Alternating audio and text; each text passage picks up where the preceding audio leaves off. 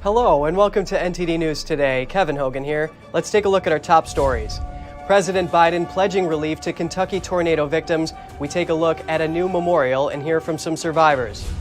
Senator Manchin standing his ground on Biden's spending bill. This means the measure may not get a vote before the Christmas deadline. CEOs of major U.S. airlines questioned whether masks are necessary for flights, saying they're not needed for protection against COVID-19 in the cabin.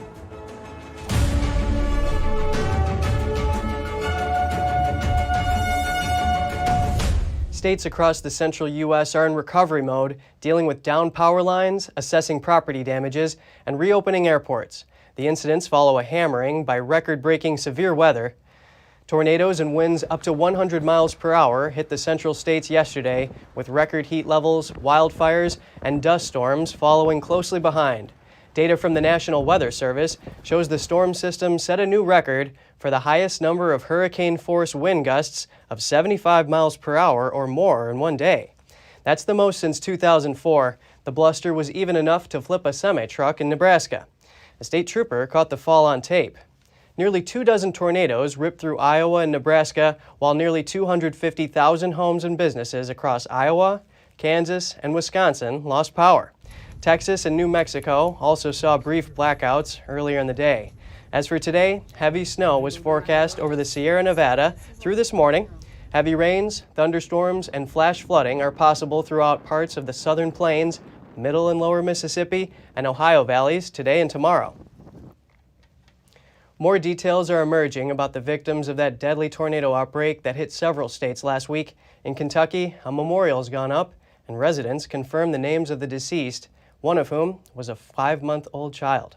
NTD's Jessica Beatty reports. As the major cleanup begins in Kentucky, some tornado survivors are sharing their stories. LeCedric Richardson works at Mayfield Consumer Products, where several people were killed. He was out sick the night of the tornado.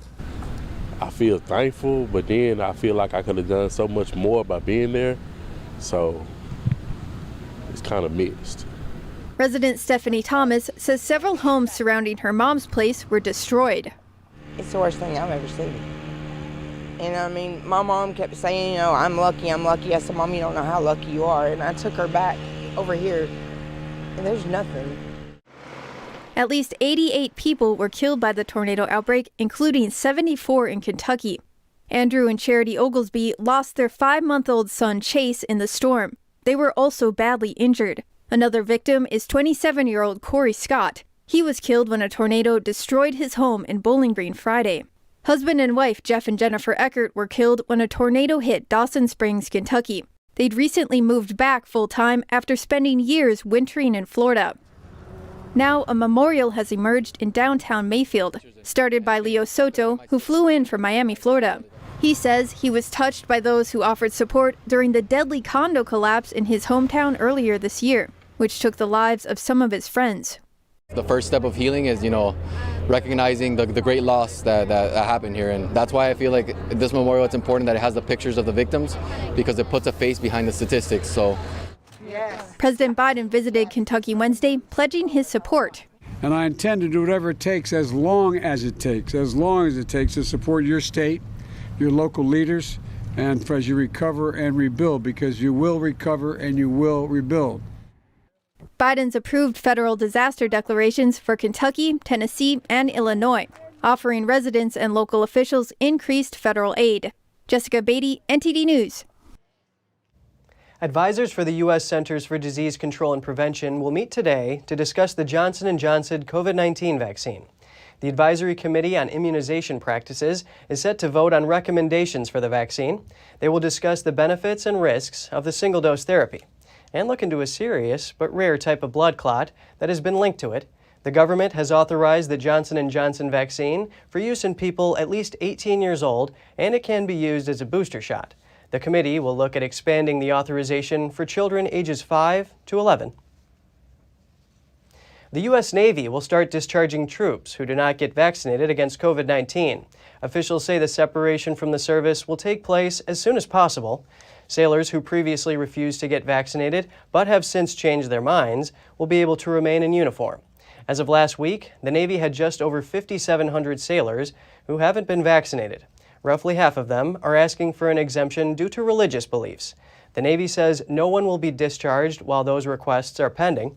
The Army's deadline for vaccinations has also passed. The majority of the force is either fully or partially vaccinated. The Air Force has discharged 27 service members who wouldn't get vaccinated. The Senate is giving the green light to a new addition to the National Defense Authorization Act, or NDAA. The measure would forbid the Defense Department from dishonorably discharging military members whose only offense was refusing to get vaccinated. Kansas Senator Roger Marshall introduced the bill rider. In a statement, he explained that he supports the vaccine, but also those who defend our freedoms. He said, simply put, a dishonorable discharge treats our heroes as felons, but our American heroes deserve better. The amendment to the NDAA wouldn't protect troops who opt not to get the jab from being discharged altogether, but would save them from the social stigma of a dishonorable discharge. Instead, it would permit them to be discharged honorably.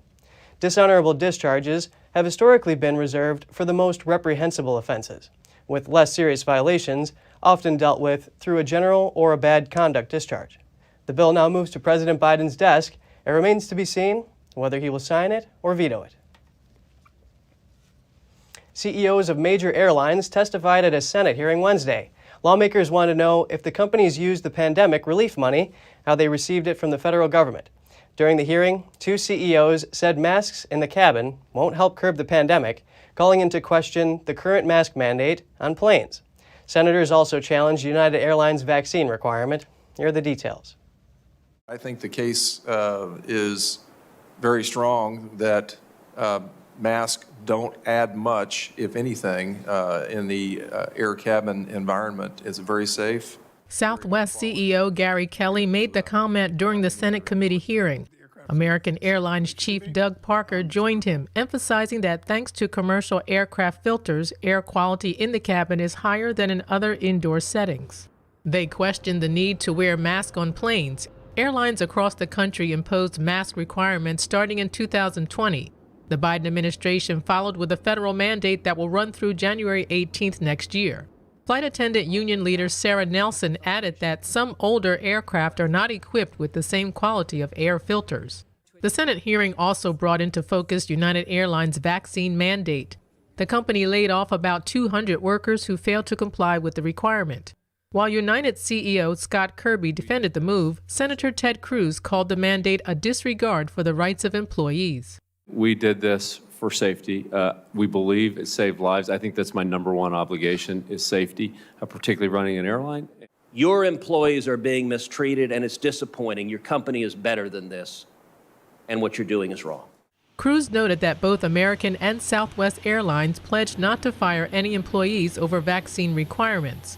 Kirby later explained that they also granted about 2,000 religious and medical exemptions. The company is now ramping up efforts to hire more pilots. The Los Angeles School Board has voted to delay enforcing its COVID-19 vaccine mandate for students 12 and older. If the deadline wasn't pushed back, 28,000 unvaccinated students would be at risk from being barred from school. But for some parents, the delay doesn't go far enough.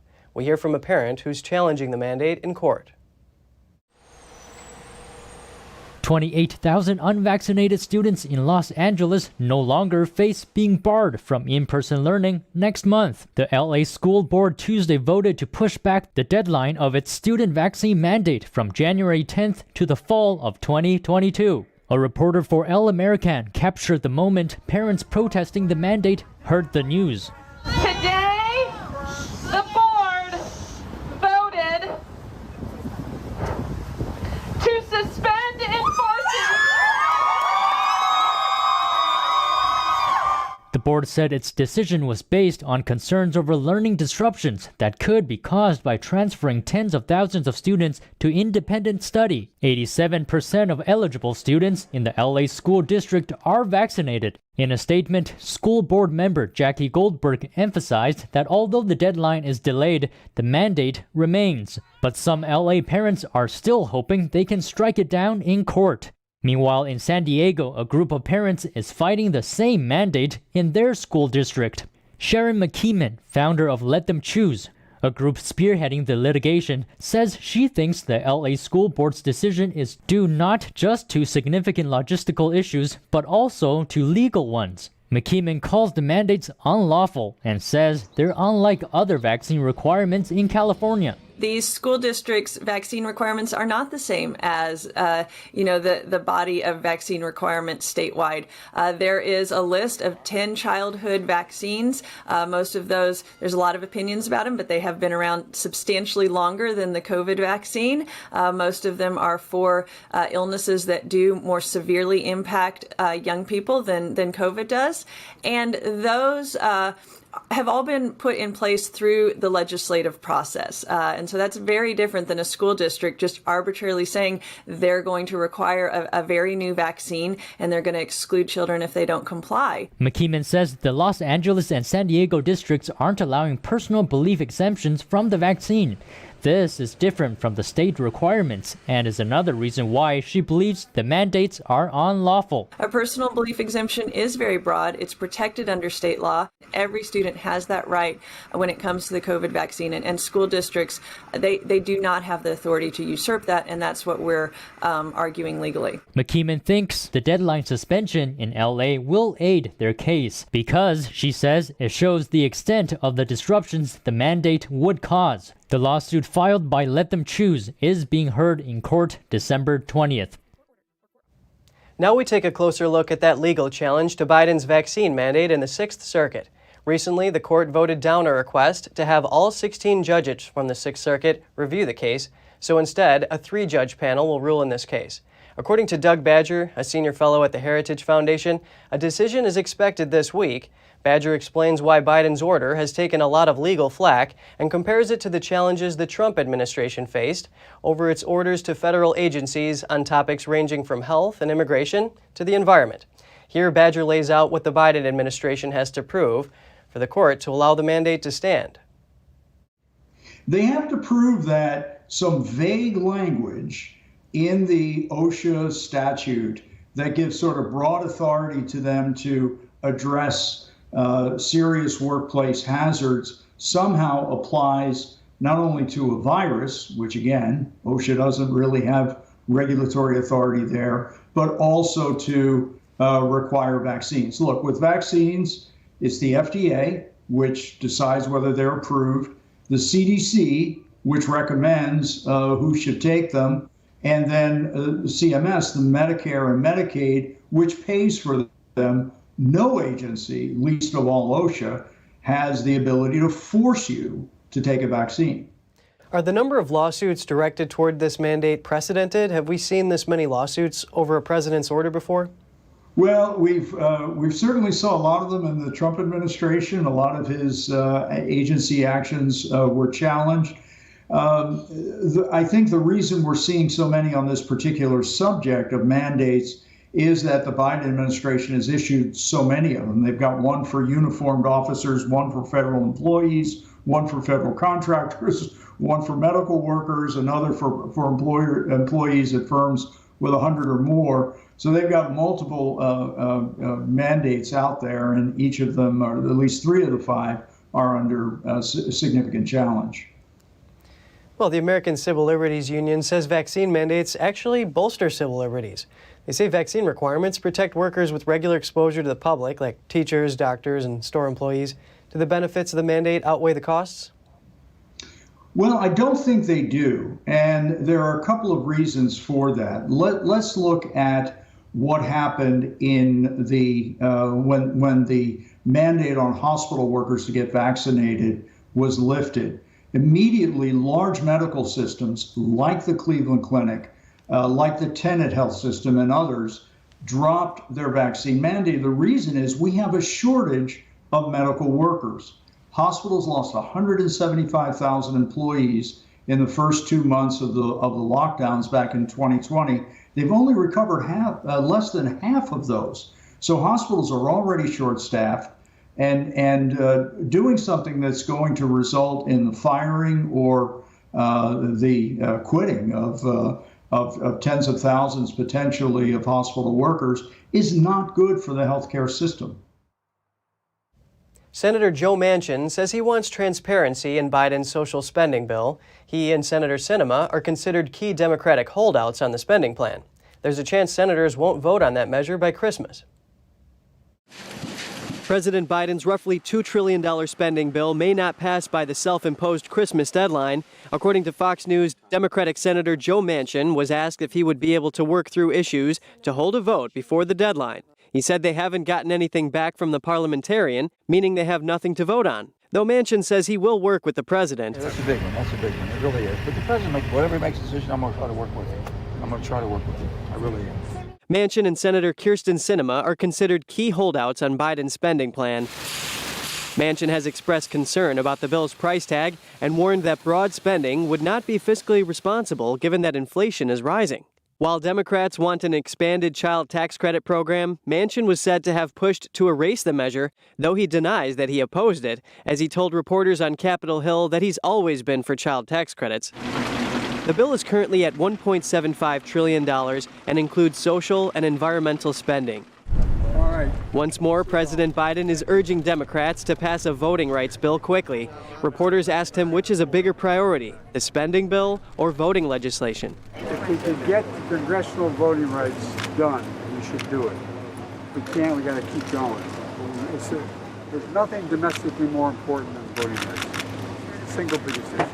He spoke to reporters in Dawson Springs, Kentucky. That was after he toured the damage caused by devastating tornadoes last week. 9 people are dead after a private jet crashed yesterday outside Santo Domingo in the Dominican Republic. The airline and local media say Puerto Rican music producer Flo La Movie is one of the 9 victims. Alidosa Aviation Group says the Gulfstream G4SP left for Miami with 2 crew members and 7 passengers. The crash occurred at Las Americas Airport. Among the passengers, Alidosa listed were Jose Angel Hernandez and Debbie Jimenez Garcia.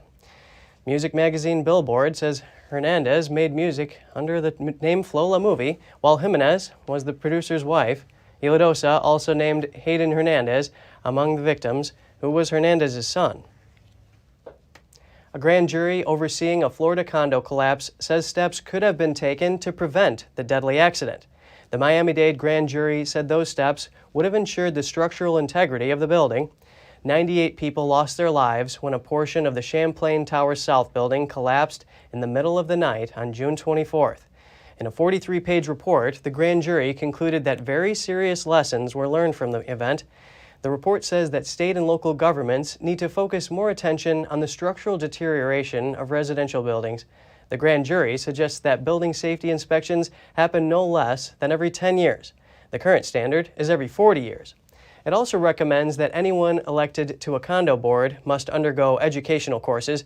The training would emphasize the importance of routine building maintenance and effective management of condo funds. A Texas truck driver is headed to prison for 110 years. A Colorado judge gave the sentence this week following a conviction for vehicular homicide. The 26-year-old driver's semi-trailer crashed into stopped traffic and killed 4 motorists along a mountain interstate in April 2019. He told authorities his brakes failed and he lost control. In October, a Jefferson County, Colorado jury found him guilty of 4 homicide charges, plus multiple counts of assault and reckless driving. Jefferson County District Judge Bruce Jones said Colorado law required he impose the mandatory minimum sentences for all counts the driver was found guilty of, but noted that he had no desire to send him to prison for life. When he addressed the court, the man wept, begging the victims' families for forgiveness and asked the judge for leniency. New buildings in New York City won't be allowed to use natural gas. The City Council on Wednesday voted to ban natural gas hookups in most new construction. Lawmakers say this is to reduce carbon emissions. Once New York City Mayor Bill de Blasio signs the bill, most new buildings under 7 stories won't be allowed to use natural gas starting in late 2023. And for new buildings with over 7 stories, they won't be allowed to use natural gas starting in 2027. Instead of gas or oil, these new buildings must use electricity for cooking, heating, and hot water. Hospitals, commercial kitchens, and laundromats are exempt. Natural gas is currently New York City's main source of electricity. Switching to all-electric buildings could mean higher prices for residents to heat their homes. Americans are dying because of opioid overdoses every day, particularly from fentanyl, which is extremely deadly in small doses.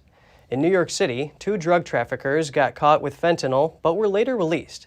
NTD's Arian Pastar has more. 2 milligrams of fentanyl is enough to kill you. It's about the size of this grain of rice here.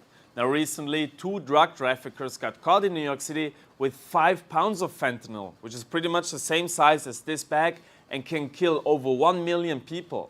But the judge didn't set any bail and just let him go. According to a New York newspaper, the local district attorney requested $50,000 bail for each defendant. Judge Karen Gopi decided not to set any bail. The judges need to be held accountable. You can't just be letting people out of jail when they're distributing poisonous fentanyl. Derek Maltz is the former chief of the New York Drug Enforcement Task Force. He says judges and prosecutors are following liberal policies that are soft on criminals. We call it the hugs for thugs policies. They don't work. They failed. We have to hold these people accountable. 5 pounds of fentanyl can kill over 1 million people. That's a chemical weapon in our country. It sounds a little bit dramatic, but if you think about it and look at the death statistics, it's not out of the question. Like, we should be treating that as a very serious crime. Maltz says that if we look at the bigger picture, the fentanyl coming into the U.S. can be seen as an attack on American citizens. The cartels are working very closely with the Chinese transnational criminals. They're flooding our streets with the poisonous fentanyl. And the reality is we have to treat it like a terrorist act. There's never been in the history of this country more deaths, all right, from any terrorist organization of American citizens. I reached out to the court to ask why no bail was set for the 2 suspects. They didn't provide any details on the case before broadcast. Arian Pastar, NTD News, New York. And President Biden acknowledged the threat of fentanyl and other synthetic opioids coming into the U.S. He issued an order declaring it a national emergency, which will grant various agencies more powers to stop the drugs from coming in. The State Department is offering up to $35 million for information leading to the arrest of 7 drug dealers. They came from either China or Mexico. One of them is named Yi, a Chinese national whom the Justice Department considers one of the world's largest alleged anabolic steroid producers. Court documents say that Yi is the owner of a chemical manufacturing company. It has produced and distributed about $280 million worth of anabolic steroids. About 1/5 were shipped to the United States within 5 years. The U.S. Drug Enforcement Administration has listed Yi as one of its 10 most wanted criminals. A federal grand jury is formally levying charges against oil company Amplify Energy Corporation, plus 2 of its subsidiaries. It accuses them of negligence while discharging oil during a California pipeline break in early October. The indictment was filed yesterday. It charges the Houston-based company and subsidiaries Beta Operating Company and San Pedro Bay Pipeline Company with 1 misdemeanor count of negligent discharge of oil. The companies own and operate the 17-mile-long San Pedro Bay Pipeline. If found guilty, the companies face a maximum of 5 years of probation, as well as potentially millions of dollars in fines. And just ahead, along the U.S. coast, students are building oyster gardens to save the ecosystem. Oysters filter the water and form reefs that provide habitat for hundreds of species. More soon when we return.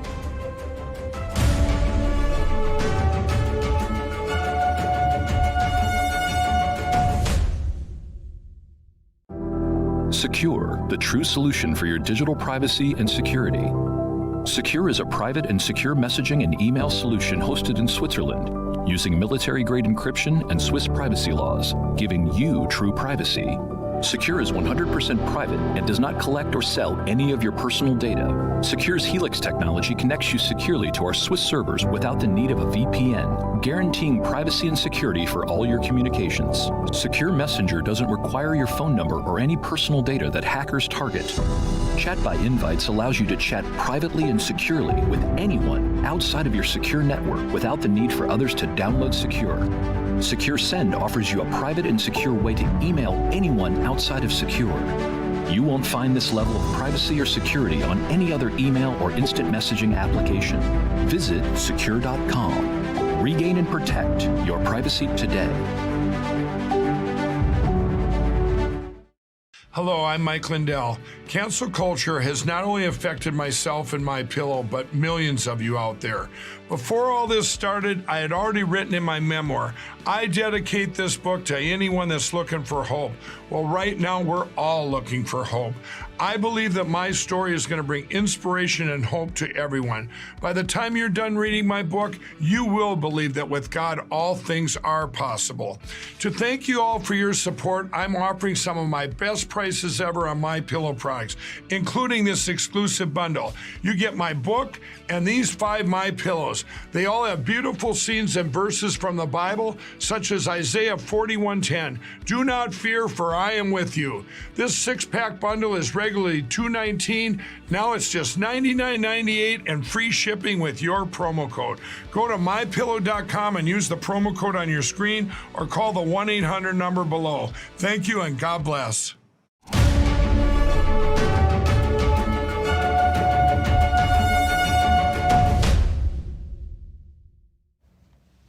Oyster reefs are a cornerstone of coastal ecosystems. Not only can each oyster filter some 25 to 50 gallons of water a day, the reefs they form provide habitat for hundreds of species.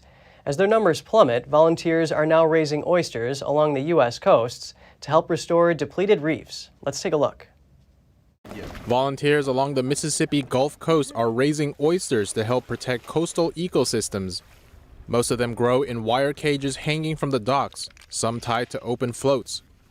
Oyster larvae or spat attach themselves to larger oysters, forming reefs that provide habitat for more than 300 different species. So it forms these clumps in the garden. We take the oyster clumps from the gardens, turn them over to DMR, and they plant them on other reefs, okay? So what that does is it creates all these different cracks and crevices. You can see here, there's tons of different places for fish to hide.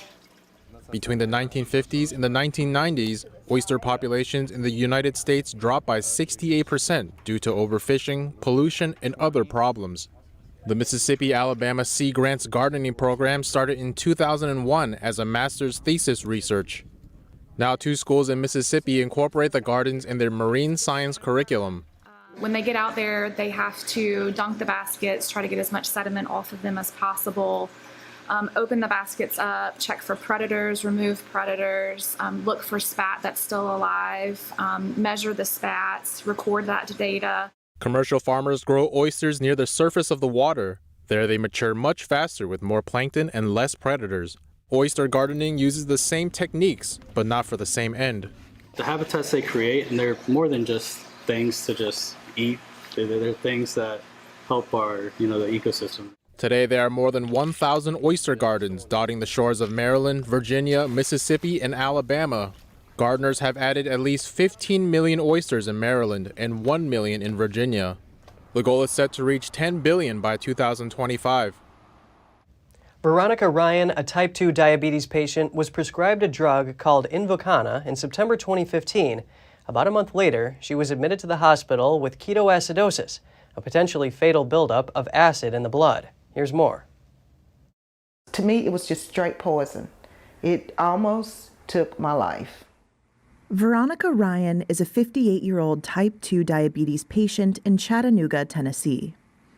In September of 2015, she was prescribed Invokana, a diabetes drug sold by Johnson & Johnson. Over the next few months, her health deteriorated.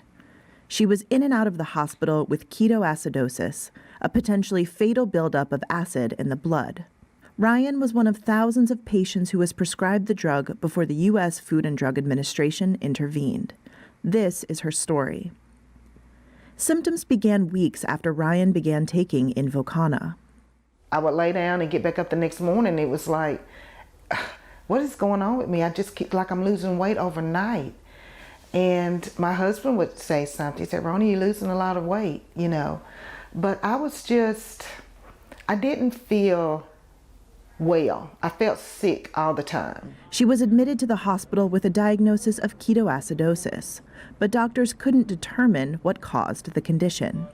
Documents show that the company had known since shortly after the drug's launch in 2013 that some Invokana patients fell ill with ketoacidosis, a dangerous condition that's unusual in type 2 patients. J&J executives repeatedly overruled safety concerns raised internally, leaving doctors and patients in the dark about the health risk. Ryan was discharged the next day and filled another Invokana prescription 2 weeks later. A few days after Thanksgiving, her symptoms returned. My kidneys failed, my heart was failing, and my lungs had collapsed. And I just couldn't believe it because, I just was out of it. But I was feeling sick just on and off for like 2 months. Her closest friends gathered at the hospital to pray.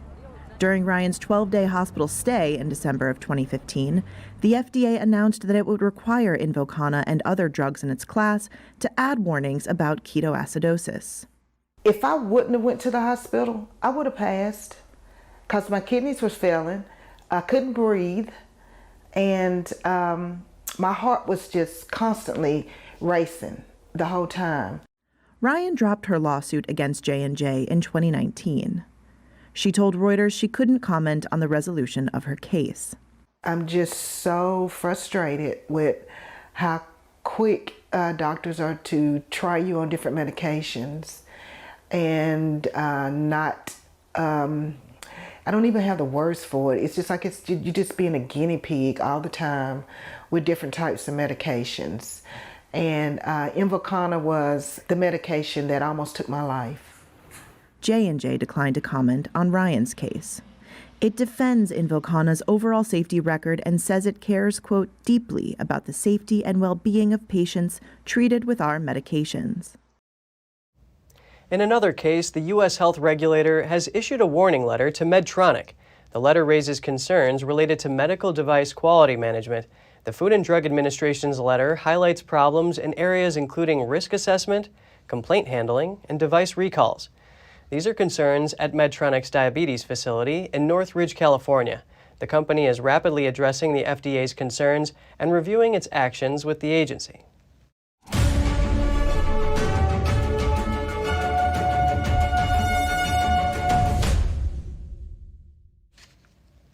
A landmark agreement made on Wednesday aims to strengthen the crime-fighting alliance between the United States and Australia.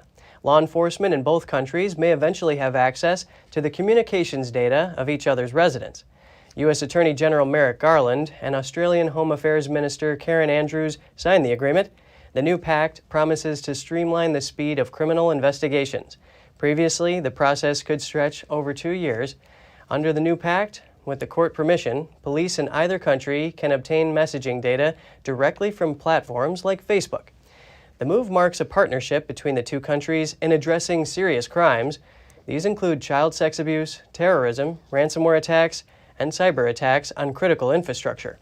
Garland said the framework emphasizes maintaining strong protections for the rule of law, privacy, and civil liberties. But Congress must still review and approve the agreement before the speedier data sharing can happen.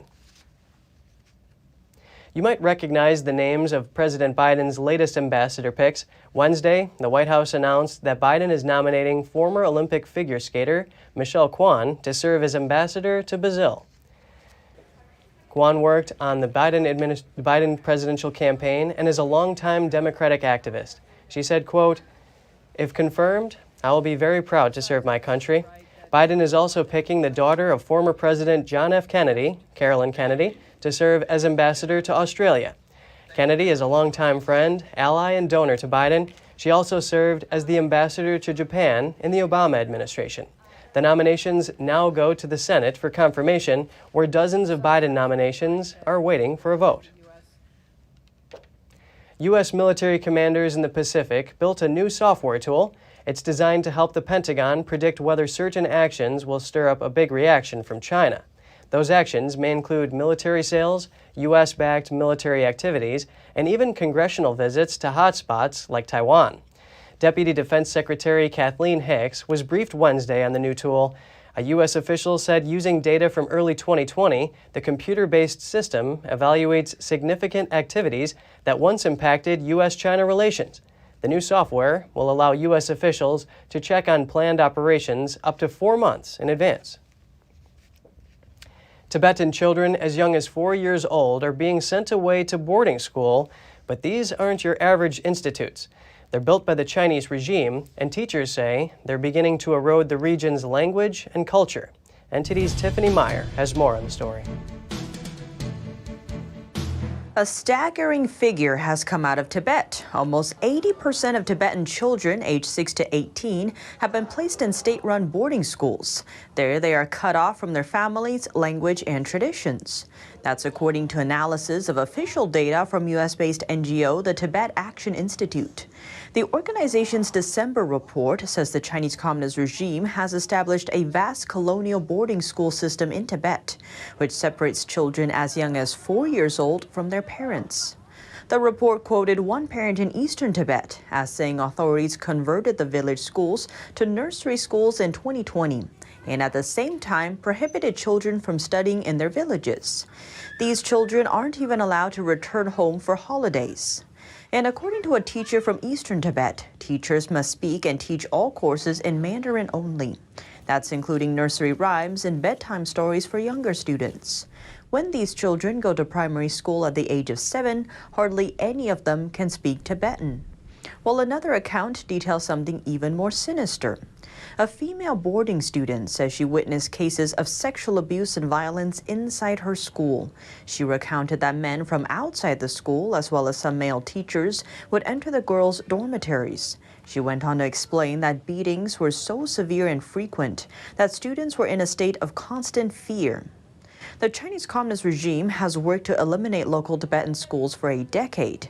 They've arrested Tibetan school leaders, language teachers, and intellectuals, seemingly to wipe out the Tibetan tradition. Russian President Vladimir Putin says his country's relationship with China has reached a breakthrough level. He made the comment to Chinese Communist Party head Xi Jinping during a virtual meeting between them on Wednesday. The two leaders agreed they'll stand firm in rejecting what they call Western interference. Xi Jinping also accused certain international forces of interfering in the internal affairs of China and Russia under what he describes as the guise of democracy and human rights. As Russia's relations with the West worsen, the country has cultivated closer ties with China. Putin told Xi that a new model of cooperation has been formed between their countries, based on such principles as non-interference in internal affairs and respect for each other's interests. On top of the discussions, the meeting also led observers to speculate about Xi Jinping's health. That's after he coughed 3 times in a row. Xi's cough is absent from Chinese state-owned broadcaster CCTV's footage of the meeting, but it can be seen from the Russian side's footage. Strong winds, heavy rain, and flooding hit parts of central and southern Philippines today. That's as Typhoon Rai rapidly intensified to a Category 5 storm, forcing mass evacuations and flight cancellations. Rai is the 15th typhoon to enter Philippine territory this year. It brought maximum sustained winds of up to 121 miles per hour. That's according to the Philippine Weather Bureau. Video captured shows strong winds with trees shaking and floodwaters flowing past. The nation's disaster agency said it had received reports of power outages and floodings in some areas, while tens of thousands of people living in coastal areas were forced to evacuate. The Southeast Asian nation also postponed the start of a mass vaccination drive in most of the country because of the storm. Up next, European leaders are deciding what to do with Russia's military buildup near the Ukrainian border. Ukraine's president wants the Union to sanction Russia before an invasion actually takes place. Find out more here on NTD News. And still to come, an Italian company invents a solar-powered machine to roast coffee beans using a small motorized reflector. All that and more in just a moment.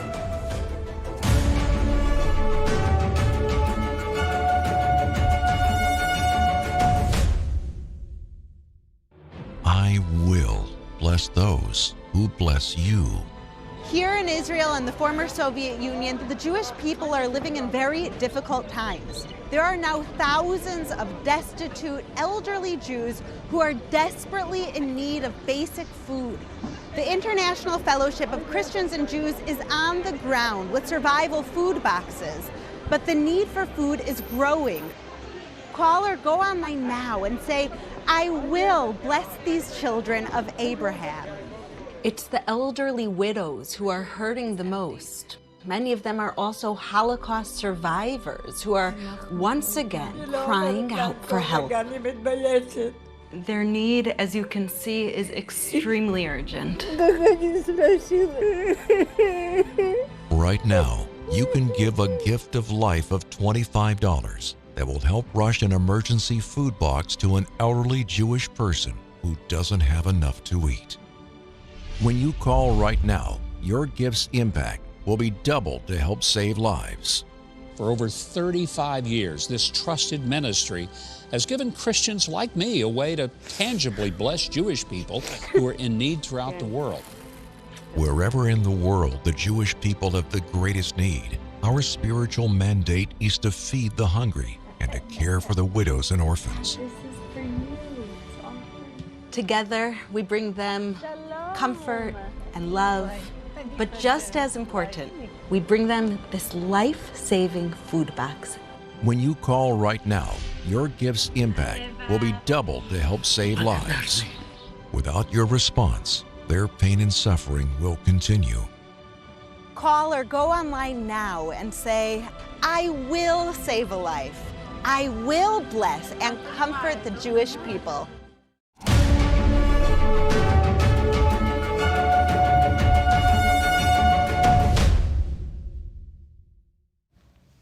Europe continues to deal with escalating tension between Ukraine and Russia. The Ukrainian president says he is ready to hold talks with Russia, but also wants the European Union to apply sanctions on it before a potential invasion takes place. Here are the details.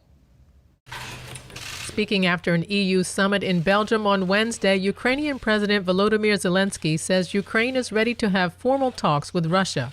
But he notes that Russian President Vladimir Putin doesn't seem willing to come to the table. The Ukrainian leader urges the EU to sanction Russia before it takes military action against Ukraine. It is important to have sanctions and have them applied before rather than after the conflict, because if they are applied after the conflict, this would basically make them meaningless, and we have the war going on for 8 years.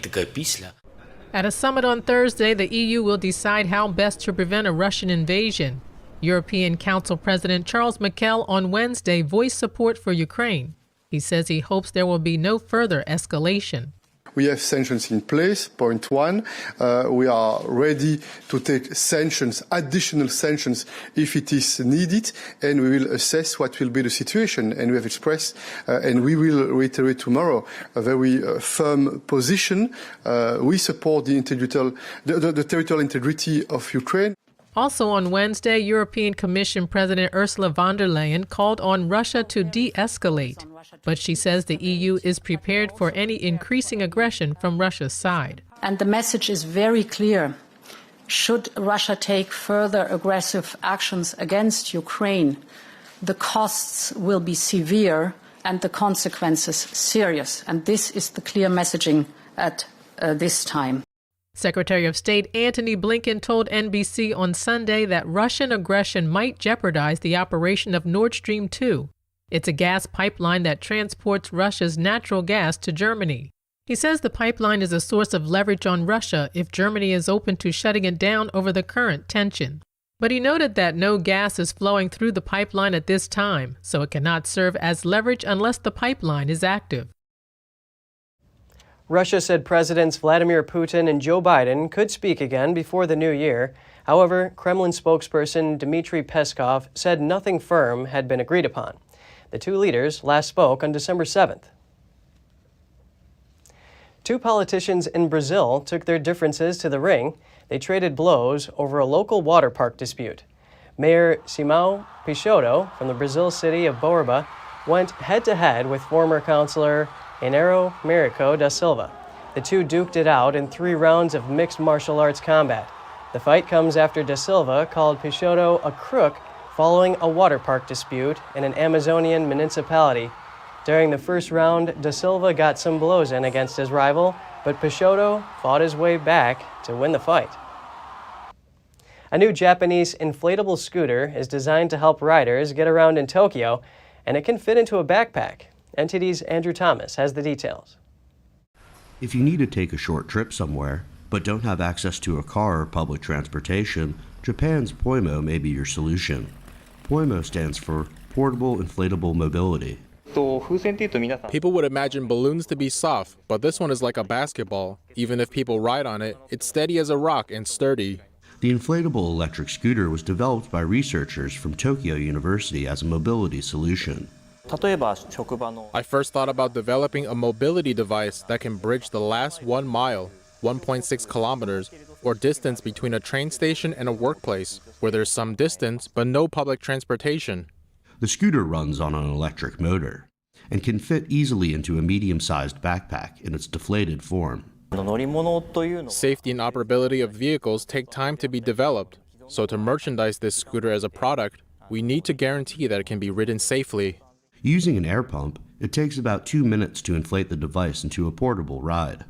With a single battery charge, the 22-pound scooter can run up to 90 minutes at about 9 miles per hour.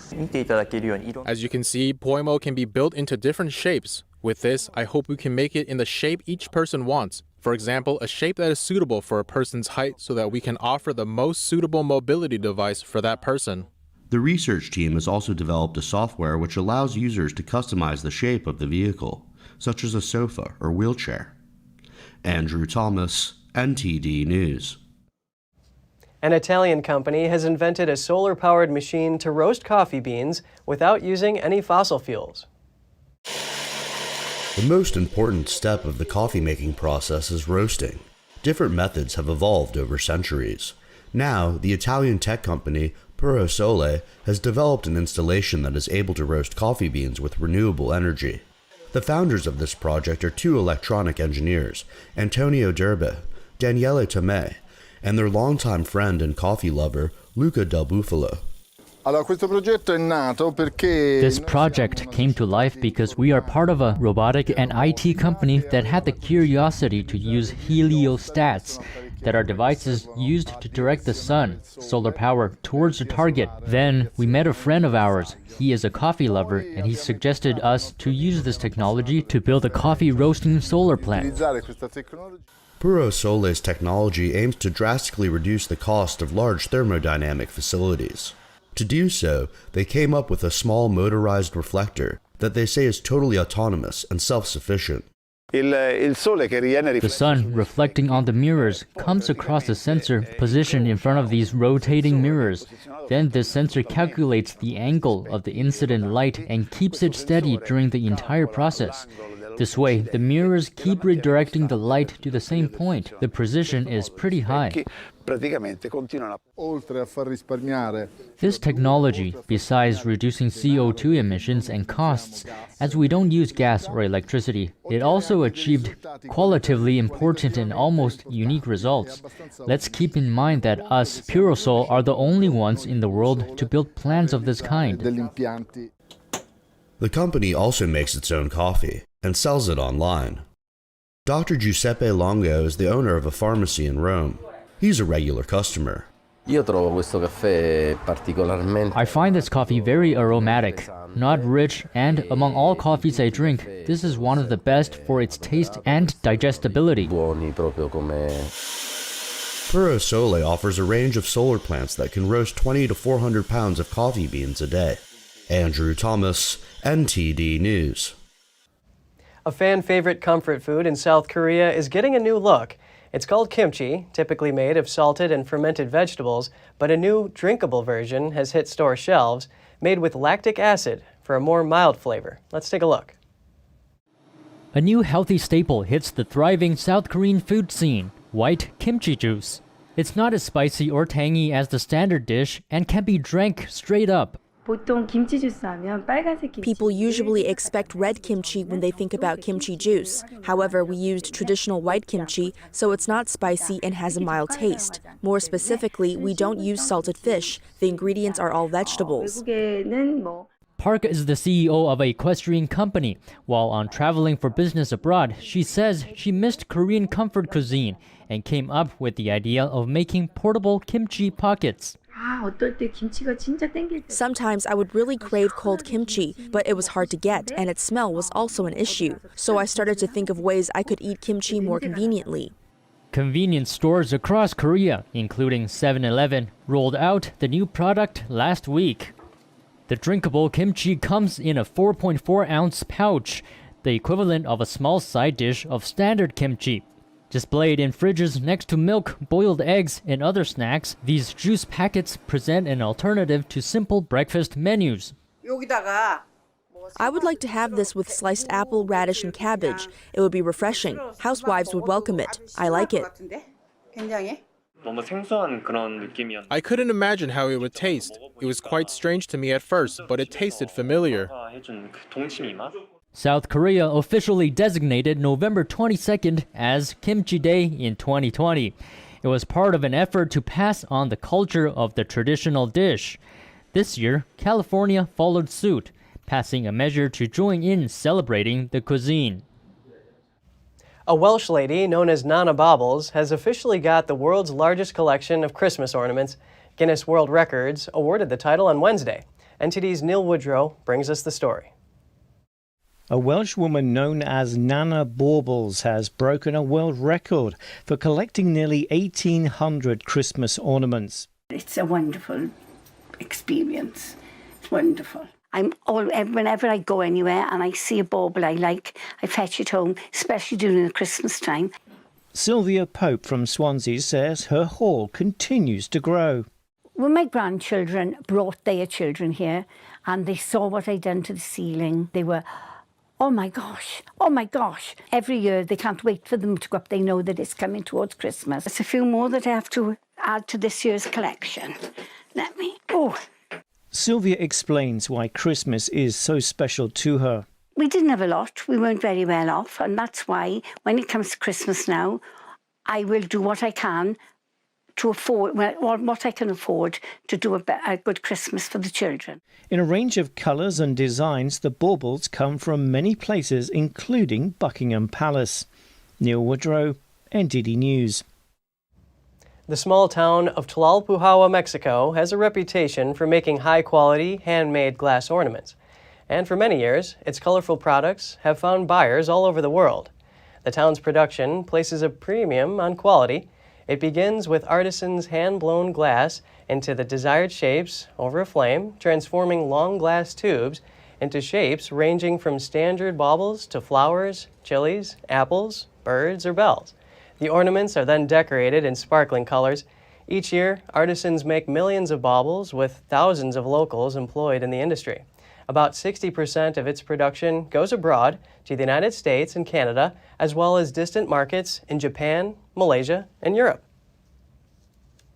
The Perseverance rover landed on Mars just 10 months ago, but we're already learning more about the red planet, such as lava once flowed at the site of an ancient lake. The bedrock that the rover has been driving on was formed by volcanic lava flows.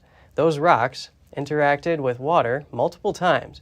Some of them even include organic molecules. Perseverance has tools that can image and analyze these rocks. So far, the rover has collected 4 samples. It plans to collect up to 37 more. They will eventually be sent to Earth for further analysis. Thanks for watching. At NTD, we're honored to be your source for the news. Catch us again tonight at 6:30 Eastern. In New York City, I'm Kevin Hogan.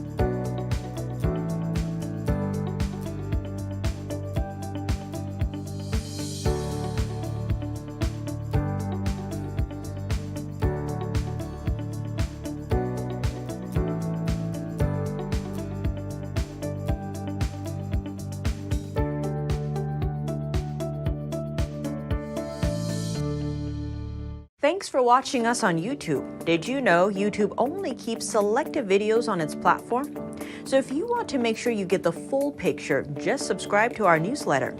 Go to newsletter.ntd.com and sign up. It's free.